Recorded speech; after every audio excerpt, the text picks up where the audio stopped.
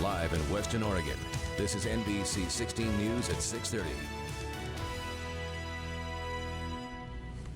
President Trump recently pressed Australia's Prime Minister to help with the Justice Department's review of the origins of the Russia probe. Good evening and thanks for joining us on NBC 16 News at 6:30. Filling in, I am Alexis Thrower. That's according to an official familiar with the matter who said Attorney General William Barr knew about and suggested the phone call. U.S. Attorney John Durham is conducting the review, which looks at what intelligence from other countries helped drive the Russia investigation. The official said the call with Australia's Prime Minister is seen as appropriate and very different than Trump's call with Ukraine's president. Trump pressured the Ukrainian leader to dig up dirt on Trump's potential 2020 rival, Joe Biden, a request that prompted the impeachment inquiry. U.S. Secretary of State Pompeo took part in President Trump's July call with Ukrainian President Volodymyr Zelensky. The Wall Street Journal is reporting that a senior State Department official says Pompeo was among those listening in on the July 25th phone call. Again, this is the call at the heart of a House of Representatives impeachment inquiry into President Trump. Last week, 3 House committees subpoenaed Pompeo for documents related to the Ukraine probe. The committee heads have also scheduled depositions for 5 State Department officials over the next 2 weeks. As the House Intelligence Committee seeks out potential witnesses and prepares subpoenas in their impeachment inquiry, President Trump is tweeting about treason and civil war. Alice Barr has the latest from Washington. Facing a storm of controversy, President Trump is turning his focus to the anonymous whistleblower who triggered an impeachment inquiry. Well, we're trying to find out about a whistleblower. Right after that remark, the whistleblower's attorney tweeted his client is entitled to keep his identity secret and can't be retaliated against. The president's comments raising concerns among congressional Democrats. It is a threat, undoubtedly, to the whistleblower's safety. The House Intelligence Committee is moving ahead with rapid-fire testimony this week, ramping up even more today, with 3 committees issuing subpoenas for documents from President Trump's personal attorney, Rudy Giuliani. We've got a lot of questions to get answered about what happened between the president and the president of Ukraine. That July call, when President Trump asked Ukraine's leader to investigate rival Joe Biden and his son, currently the focus of the impeachment inquiry. The whistleblower calls it an abuse of power and accuses the administration of trying to cover it up. While many of the underlying facts of the call are not being disputed, the president's supporters are attacking the whistleblower because he wasn't a direct witness. I have the president's back because I think this is a setup. But the Senate Majority Leader says if the House votes to impeach, I would have no choice but to take it up. Republicans confident if the impeachment question does reach their chamber, they have the votes to kill it. Alice Barr, NBC News, Washington. Senate Majority Leader Mitch McConnell said more today. He made it clear the Senate will hold a trial if the House passes articles of impeachment against President Trump. McConnell tells CNBC that Senate rules would require McConnell to hold the trial despite how he may feel about the merits of impeachment, and those rules can't be changed. Yeah, it's a Senate rule related to impeachment that would take 67 votes to change, so I would have no choice but to take it up. How long you're on it is a whole different matter, but I would have no choice but to take it up, based on a Senate rule on impeachment. House Speaker Nancy Pelosi says she wants to move expeditiously, and sources tell NBC News the impeachment inquiry will likely last weeks, not months. On to a first look at weather. NBC 16's meteorologist Travis Knutson joins us now. Some snow was seen over the Cascades at pass level in parts of central Oregon over the weekend. In fact, this is the view up at Mount Bachelor today, where an inch or 2 of snow made it onto the slopes, and we will see cooler air to stick with us for a while. In fact, the blue you see here across the Willamette Valley, as well as down in Douglas County, is a frost advisory in effect till basically tomorrow morning, because temperatures tonight will be a little bit chilly. Don't think anybody will get to that freezing point, but we will see some areas in the 30s, which means that any of those plants outdoors at this point, well, it's time to bring them in or cover them up without a doubt. Highs tomorrow, another cool one on the way in the 60s. And while we're dry for the short term, the long-term forecast has more rain in it. I'll tell you when it returns. That's coming up in just a few minutes. Thank you so much, Travis. Representative Chris Collins of New York resigned from Congress today, according to a spokesperson for House Speaker Nancy Pelosi. The announcement comes a day before Collins is expected to plead guilty to federal insider trading charges. That's according to a source familiar with the matter. Collins is accused of securities fraud, wire fraud, and false statements stemming from insider trading in stock of Australian pharmaceutical company. Even after he was charged, he actively campaigned to keep his seat in Congress, calling the charges meritless. It's not clear if Collins, who was charged by the Manhattan U.S. Attorney's Office, is set to plead guilty to precisely the same set of charges in the indictment. State officials are looking at a possible temporary ban on vaping products amid recent illnesses and vaping-related deaths. Governor Brown asked health officials last week to come up with ways to control the ongoing crisis. Oregon Health Authority says the proposed ban would last 6 months. It would prevent stores from selling nicotine, tobacco, and cannabis products used for vaping. OHA says this could help prevent further fatalities while giving officials time to come up with broader solutions. According to a new report, cutting down on red and processed meat has no added benefits. Researchers from 7 countries analyzed several previous studies. They found that there is not enough evidence to implicate meat consumption as a source for excess cardiovascular, diabetes, or cancer risk. The independent health group called Nutrex says that North Americans currently consume 2 to 4 weekly servings of red and processed meat. Their recommendation is that adults should continue to consume this amount unless they have other reasons to change their diets. Some experts agree. We should not be telling our patients that eating red meat is going to shorten their lives or cause them to have heart attacks or strokes or sudden cardiac death. We should tell them that the evidence is uncertain. But not everyone within the medical community concurs. The Physicians Committee for Responsible Medicine filed a petition with the Federal Trade Commission to correct false statements contained in the Nutrex report. People with heart disease may benefit from taking omega-3 fish oil supplements. That's according to a new worldwide study from Harvard University. Researchers found patients who took omega-3s were 8% less likely to have a heart attack or die from heart disease than those who took a placebo. And higher doses of fish oil supplements appeared to reduce the risk even more. Coming up next on NBC 16 at 6:30, the suspect accused of firing a gun in the Portland International Airport has been identified. And later in the show, a shocking consumer alert to many as popular clothing store Forever 21 files for bankruptcy. And if you see breaking news, give us a call at 541-393-KNTR. That's 5687. Or send an email to newsdesk@knpr.com.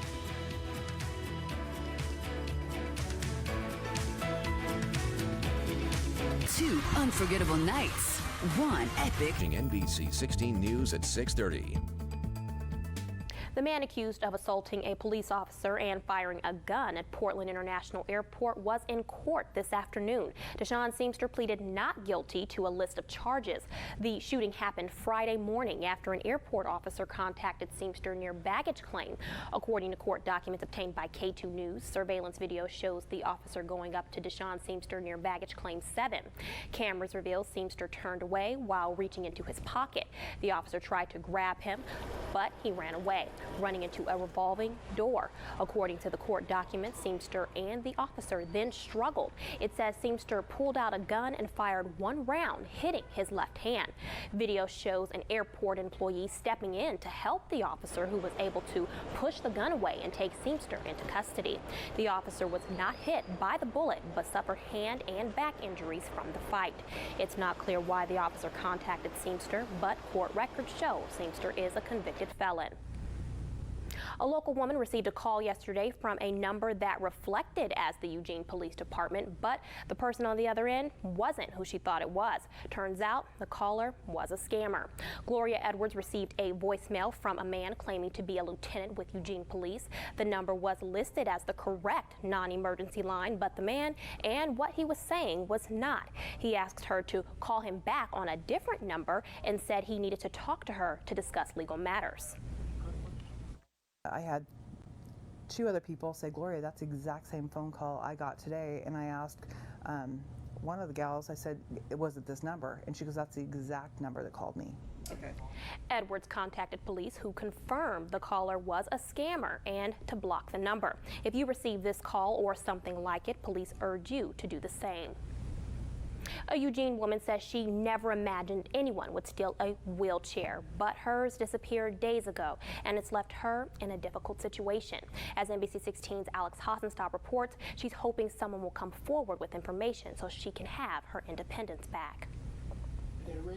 Cheryl Hughes occasionally uses a motorized wheelchair. She has limited mobility due to health problems. I can't walk too far because of my disability. Hughes was thrilled when a Pronto motorized wheelchair was given to her, offering some independence. I use my motorized wheelchair to get to the store and other places in the neighborhood. But on Thursday, she was coming home from an errand when she noticed her wheelchair battery was low. She was on the corner of Terry and Royal Avenue, just blocks from her home. My wheelchair completely died on me. Hughes had to call someone to pick her up, but was unable to take the chair with her. She left the wheelchair, thinking someone could help her get it.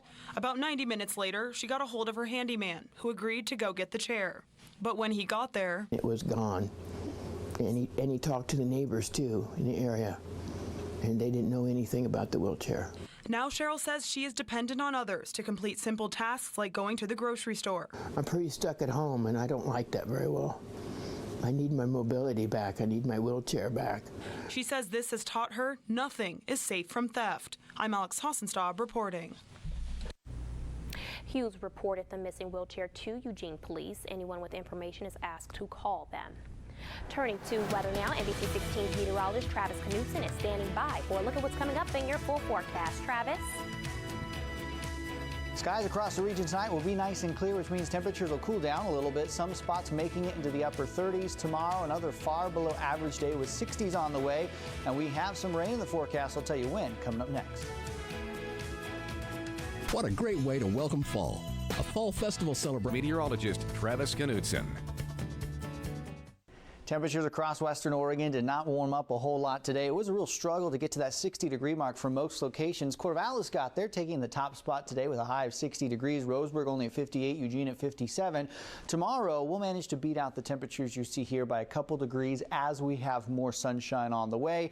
But skies will be clear tonight, and that means temperatures will certainly be chilly. The blue we have here across the Willamette Valley, as well as down across Douglas County, is a frost advisory in effect until 8, 9 o'clock tomorrow morning, because temperatures for many spots will be in the 30s. And part of the reason why we're cooling down is a lot of the cloud cover we had throughout the weekend is starting to clear on out. And at nighttime, we don't have clouds. All of our daytime heat, what little we had today, that just radiates away into space, and temperatures are allowed to cool down as a result. But the forecast is pretty dry for now. You'll notice this space out here just to the west over the Pacific Ocean.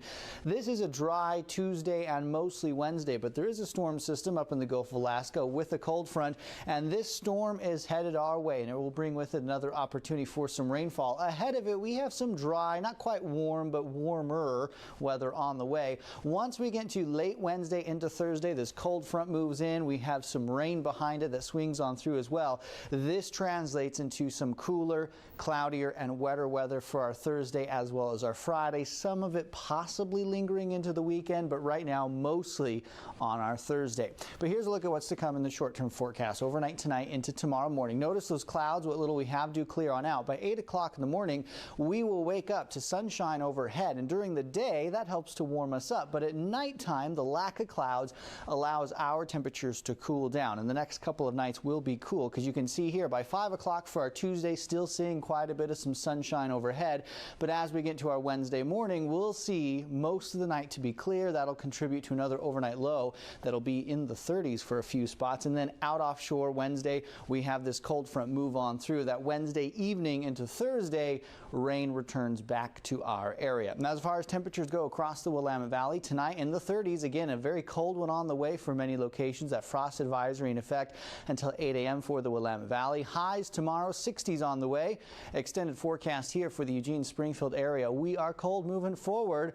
We'll see some 60-degree temperatures for much of the week, but again, the average high for this time of year is the low 70s, so we are far below average, and that's the way we will remain for the rest of the week. On the coast, 40s tonight, highs tomorrow, another mid-60-degree day. Plenty of sunshine is expected. We'll see sunny skies from the start to the end of the day on Wednesday, 64, cooling down a little bit Thursday into Friday with the rain chances expected to bump up a little bit. At this point, the weekend does appear to be dry, but that's still a few days out, so to be determined for that one. The Umpqua Valley, mid-60s tomorrow, but check out those lows tonight.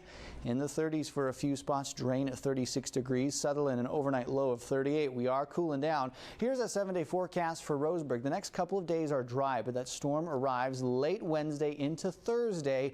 Rain on Thursday. Some of those showers may linger into Friday, and at this point, the weekend likely to end up on the dry side. That still is a bit up in the air, but right now the wet days in this forecast Thursday, Friday. Otherwise, we're just cool with some sunshine overhead across all of western Oregon. Thank you so much, Travis. Forever 21 is dealing with financial woes. The teenage clothing chain announced yesterday that it filed for Chapter 11 bankruptcy. Company officials say up to 178 of its more than 800 stores will be closed. However, they say a significant number of stores will remain open and operate as usual. These closures are not expected to happen in major U.S. markets. The retailer is among the many to fall apart due to the increase of online shopping, which has hurt sales in brick and mortar locations. Forever 21 was founded in 1984 in Los Angeles by South Korean immigrants and quickly expanded in suburban-based malls. A local union has reached a tentative agreement with grocery employers this weekend, averting a strike. The United Food and Commercial Workers has been in contract negotiations, with Fred Meyer since summer of 2018. The UFCW represents nearly 25,000 workers in Oregon and Southwest Washington and is the largest private sector labor union in the state. Last Saturday, the UFCW says their concerns have been met, but details of the contract are yet to be released until union members review and vote Friday on whether to approve the agreement. The bargaining team worked Friday and Saturday for like 26 hours straight to come up with this with the employers and the federal mediator. The details of the agreement should be released sometime next week if it's approved by members. White says ULPs or unfair labor practice were filed against the employer but will be dropped if the agreement is ratified. The union is asking supporters to return shopping at Fred Meyer stores. Coming up next on NBC 16 at 6:30, college athletes in California could start getting paid under a new law signed by the state's governor. Great riches. NBC 16 News at 6:30. College athletes in California will have an easier time getting paid for endorsements under a new law just signed by Governor Gavin Newsom. The measure would give student athletes the ability to benefit financially from their name, image, and likeness. The Fair Pay to Play Act takes effect January 1st, 2023. Currently, the NCAA bans student athletes from making money while playing college sports. That while colleges and universities can make millions promoting their athletes. The NCAA hasn't commented on the act yet. Police say 2 Saturday night fires at Bandon's Harbor Lights Middle School were intentionally set by a student. NBC 16's Lauren Negretti talks with school officials to find out what comes next. The Harbor Lights Middle School football team is without their gear after the Saturday night fires. You can see off to our left here of these shoulder pads that have been extremely damaged for the high heat. You can see the melted equipment over here. So this whole room was filled with smoke. Ardiana says the fire started outside and creeped in, exposing the closet to extreme heat. Smoke also damaged the locker room and a nearby choir room. We've moved a few locations of some classes, but teachers have been very supportive, very patient. Clark says the goal is to have the least impact on the school as possible. Ardiana says despite the damaged equipment, the community's been a team player in helping them make sure the games go on. We are purchasing some new equipment, and Coos Bay School District has reached out to us to offer us some used equipment. Some other school districts are getting together with some equipment. He says they don't have an estimate on the cost of the damage yet, but their insurance company is working with them. The game plan is to find enough equipment and avoid cancellations. Reporting in Coos County, I'm Lauren Negretti. The superintendent says schools should be back to normal in a month after cleaning and construction. Law enforcement says the school is handling disciplinary action and any criminal charges will go through the district attorney's office. Oregon schools recorded their poorest marks in the 5-year history of the state's current student test program. Most districts in Lane County also struggled to meet English and math proficiency levels in the scores from the State Department of Education. But 3 out of the 16 public districts in Lane County bucked the trend and had higher percentages of kids perform at proficiency at one or both categories. Leaders at the Fern Ridge School District say one reason is that the big focus of their K-12 program is getting students to graduate on schedule. Our high school students outperform significantly the state average. I think this past year we were the second ranked high school in Lane County.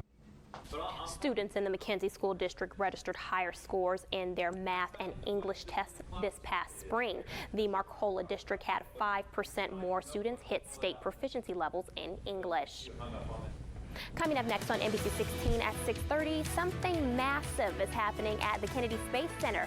Find out what and when we'll return.